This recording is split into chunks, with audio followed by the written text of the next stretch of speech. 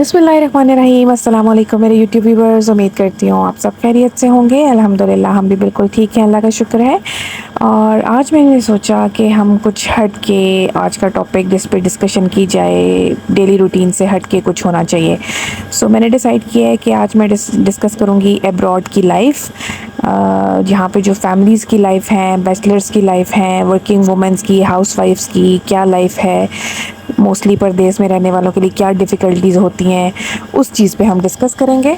जैसा कि हम सब कोई मोस्टली यहाँ पे फैमिलीज़ हैं, बैचलर्स हैं, सिंगल हों, कहीं ना कहीं पे फाइनेंशियली इश्यूज से सामना करना पड़ता है और बहुत सी जगहों पे बहुत सी सिचुएशंस में यहाँ पे फेस करना पड़ता है। तो आज मैं आप सबसे इस चीज़ के बारे में डिस्कस करूँगी और ये बात शेयर करूँगी कि हमारा फैमिली बजट और हम इन चीज़ों से कैसे हैंडल करते हैं और किस तरह का हम लोग इस चीज़ को डिस्कस करते हैं और एक मंथली अपना जो बजट है वो लेके चलते हैं। बिकॉज़ पहले I was working women also, और अब आफ्टर प्रेगनेंसी मैंने जॉब छोड़ दी थी और अब मैं कम्प्लीटली हाउस वाइफ हूँ। सो अब हम कैसे आपस में एक साथ मिलजुल के बजटाइज़ करते हैं अपने एक्सपेंसेस को और लिमिटेड सी इनकम में किस तरह हम लोग चलते हैं। सो इन सब चीज़ों के बारे में डिस्कस करूँगी ताकि आप सब लोग भी इस चीज़ से हेल्प लें, और अगर आप लोग भी कोई एडवाइस या कोई मशवरा दे सकते हैं तो वो दीजिएगा ज़रूर।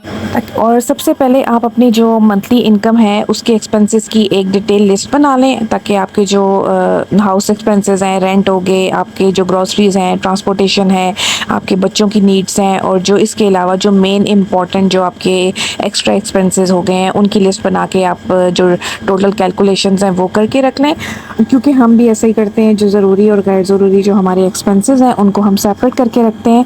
जैसे हमारा फर्स्ट ऑफ ऑल जो रेंट होता है, मेन इंपॉर्टेंट यहाँ पे चीज़ रेंट है, ट्रांसपोर्टेशन अलाउंसेस हैं और यूटिलिटी बिल्स हैं जो आपने एट एनी कॉस्ट सबसे पहले पे करने ही करने होते हैं। सो आप वो बजटाइज कर लें, सबसे पहले उसको सेपरेट अमाउंट कर लें। और जो बाकी आप देखते ही हैं ऑन एंड ऑफ हम लोग डेली निकले होते हैं बाय डाइन आउट और शॉपिंग के लिए, हमने एक लिमिटेड बजट रखा होता है और उसी में हम करते हैं कंप्लीट अपना। और सेकंड पॉइंट ये है कि हम अगर कोई भी शॉपिंग करते हैं, इवन दो वो ब्रांड्स की ही हो, लेकिन सेल्स में से हम मोस्टली अवेल करने की कोशिश करते हैं ताकि अच्छी भी चीज़ हो जाए, और ज़रूरी नहीं है कि हाई प्राइस में ही आप अवेल करें और बजट भी उसमें कम आ जाता है और अच्छी चीज़ भी मिल जाती है। सो मोस्टली सेल ऑफर्स में से ही चीज़ें ले लेनी चाहिए और बहुत अच्छी वैरायटी, बहुत अच्छी कलेक्शन आप लोगों को मिल जाती है और इस तरह बचत भी हो जाती है। और आजकल जैसे मोस्टली लोग जो है ऑनलाइन शॉपिंग करते हैं, सो हम लोग क्या करते हैं, कंपैरिजन कर लेते हैं। अगर तो ऑनलाइन चीज़ों की प्राइस कम आ रही होती है तो हम ऑनलाइन अवेल कर लेते हैं, और अगर सुपर स्टोर्स में ख़ुद जाके हम लोगों को ऑफ़र्स अच्छी मिल जाती हैं। बहुत ज़्यादा ऑफ़र्स लगी होती हैं यहाँ पे, बहुत सारे सुपरमार्केट्स में, लुलु में, नेस्टो में अच्छी चीज़ें हम लोग देख लेते हैं।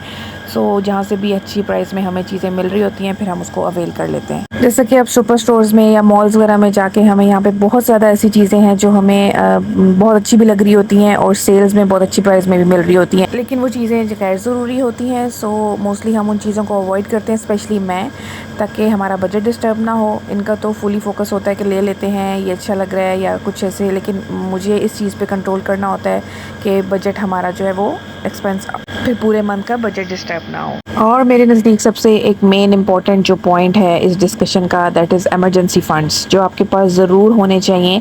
आपको अपनी इनकम में से एक साइड इनकम कर लेनी चाहिए, थोड़ा साइड पे आपको एक अमाउंट रखते रहना चाहिए हर मंथ, ताकि एमरजेंसीज कभी भी बता के नहीं आती हैं, चाहे कोई खुशी की हो, कोई गमी की हो। अल्लाह पाक खुशियों के साथ ही खैर का टाइम लाए, लेकिन एमरजेंसी की सूरत के लिए ये एक वाइस एडवाइस है आप सबके लिए भी, और हम भी अपनी तरफ से कोशिश करते हैं कि जितना हो सके, स्पेशली बेबीज़ के आने के बाद से अपनी फैमिली में आपको इस किस्म की लिस्ट और एक बजट बना लेना चाहिए, ताकि कभी भी किसी भी तौर अगर बच्चों का कोई बीमारी हो जाती है खुदा ना खास्ता, या पाकिस्तान में कोई इमरजेंसी हो जाती है या आपको जाना पड़ सकता है, तो आपके पास एटलीस्ट इतने फ़ंड्स हों कि आपको कोई मुश्किल ना आए, कोई प्रॉब्लम फेस ना करनी पड़े और आप इजीली हैंडल कर सकें उस सिचुएशन को। और बजट के इन्हीं तरीक़ों को मद्देनज़र रखते हुए हम एक बहुत मॉडरेट सी और बहुत अच्छी सी लाइफ गुजार रहे हैं, ना ही बहुत हाई एक्सपेंसेस करते हैं और ना ही बहुत कंजूसी करते हैं। सो अल्हम्दुलिल्लाह इन चीज़ों को जहन में रखते हुए आप लोग भी अपनी लाइफ को मेंटेन कर सकते हैं, अपने बजट को यूटिलाइज़ कर सकते हैं। मैंने डिसाइड किया है, बल्कि मेरे हस्बैंड ने भी मुझे ये कहा है कि रोज़ कोई ना कोई टॉपिक बेटर है, डिस्कशन कर लिया करो, जिस पे बात कर लिया करो। सो मैं इनसे कह रही थी आप मुझे हेल्प आउट कर दिया करें, मुझे कोई टॉपिक बता दिया करें अब से मैं डेली इंशाल्लाह कोशिश किया करूँगी कि कोई ऐसा ही इम्पोर्टेंट टॉपिक और जिससे इन्फॉर्मेशन भी मिल जाए, शेयर हो जाए और टाइम भी अच्छा आप लोगों का गुजरे। मेरी वीडियोस के साथ साथ डेली का जो व्लॉग होते हैं, डेली की रूटीन जो होती है, उसके साथ हमारी इम्पोर्टेंट डिस्कशन भी हो जाया करेगी। और ये पास्ता मेरा पहुंच चुका था इस स्टेज तक, इसमें मैंने दूध डाल दिया था, मैदा थोड़ा सा डाल के उसको मिक्स कर लिया था। जब वो ब्लेंड हो गया था तो फिर उसमें मैंने क्रीम डाली थी, कुकिंग क्रीम, और ब्लैक पेपर और चिली फ्लेक्स और सॉल्ट की जगह मैंने 2 चिकन क्यूब्स डाले थे। सो वो डाल के इसको अच्छे से मिक्स कर लिया था। और चिकन जो मैंने शैलो फ्राई करके साइड पे रख दिया था, फिर एंड पे वो डाला और लास्ट में मैंने फिर इसमें पास्ता मिक्स कर लिया था। और बहुत ही लजीज, बहुत मज़ेदार पास्ता तैयार हो गया था झटपट से। मैं कोई बहुत एक्सपर्ट शेफ़ तो नहीं हूँ, बट अल्हम्दुलिल्लाह कुकिंग अच्छी कर लेती हूँ। और मोस्ट इम्पॉर्टेंटली मेरे हस्बैंड को कुकिंग मेरी बहुत अच्छी लगती है, इनको मेरे खाने पसंद आते हैं। ये मज़ेदार सा पास्ता तैयार था। डैडी ने पास्ता ट्राई किया और हमेशा की तरह मुझे कमेंट्स मिले कि और बस मज़ेदार सा पास्ता हम दोनों ने एंजॉय किया। और पास्ता खाने के बाद बस किचन वगैरह समेटा, बर्तन वगैरह सारे क्लीन करके फिर हमारा रोज़ चाय का सेशन होता है। ड्राइव पे जाते हैं हम लोग, इनको होता है कि बस पूरा दिन आप लोग घर पे रहे हो तो चलो चाय पीने का राउंड हमारा रोज़ लगता है। और वहाँ पे मिल जाते हैं आदम बाबा को उनके फ्रेंड, और उनसे फिर हेलो आई होती है। अभी हम यहाँ पे गाड़ी में बैठे हुए थे, चाय का वेट कर रहे थे। तो बस ये बहाना ही होता है एक साथ टाइम स्पेंड करने का। डैडी को इस चीज़ का बहुत ख्याल रहता है, बिकॉज़ पूरा दिन ये ऑफिस में होते हैं, इवन थके हुए भी होते हैं, लेकिन इनको होता है कि हमें रात में बाहर लेके जाएं। बट समटाइम मैं कहती हूँ कि नहीं यार, थके हुए मूड नहीं है, बट इनको होता है कि नहीं चलते हैं बाहर, थोड़ा फ्रेश हो जाओगे आप लोग, एक राउंड लगा के आते हैं। फिर राउंड लगाते लगाते हम लोग थोड़ा लॉन्ग ही निकल गए।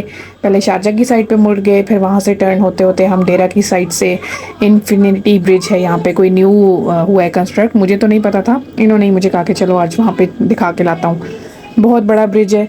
डायरेक्ट हम लोग यहाँ से इंटर हुए और ऊपर दुबई की साइड पे फिर लैंड किया हम लोगों ने। बड़ा लॉन्ग ब्रिज है, अभी आगे आपको मेरी वीडियो में नज़र आएगा। ये आदम बाबा के फ्रेंड आ चुके थे, उनसे आदम बाबा हेलो हाई कर रहे थे।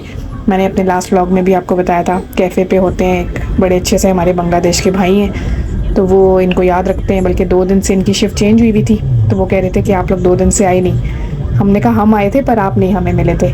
सो वो आदम को मिस करते हैं। परदेश में यही होता है, बस अपने बच्चे याद आ जाते हैं जिनके बच्चे अपने कंट्रीज़ में होते हैं। तो ये था इन्फिनिटी ब्रिज। तो हम लोग ड्राइव करते करते, गपशप करते करते, एंजॉय करके, चाय पी के वापस आ गए। सो आज का मेरा व्लॉग यहीं तक था। आई होप आपको व्लॉग अच्छा लगा होगा। तो दुआ में याद रखा कीजिए, अपना ख्याल रखा कीजिए। प्लीज़ सब्सक्राइब कर दें, लाइक कर दें, मेरी वीडियो को व्यू कर दीजिए। थैंक यू सो मच, जज़ाकल्लाह खैर।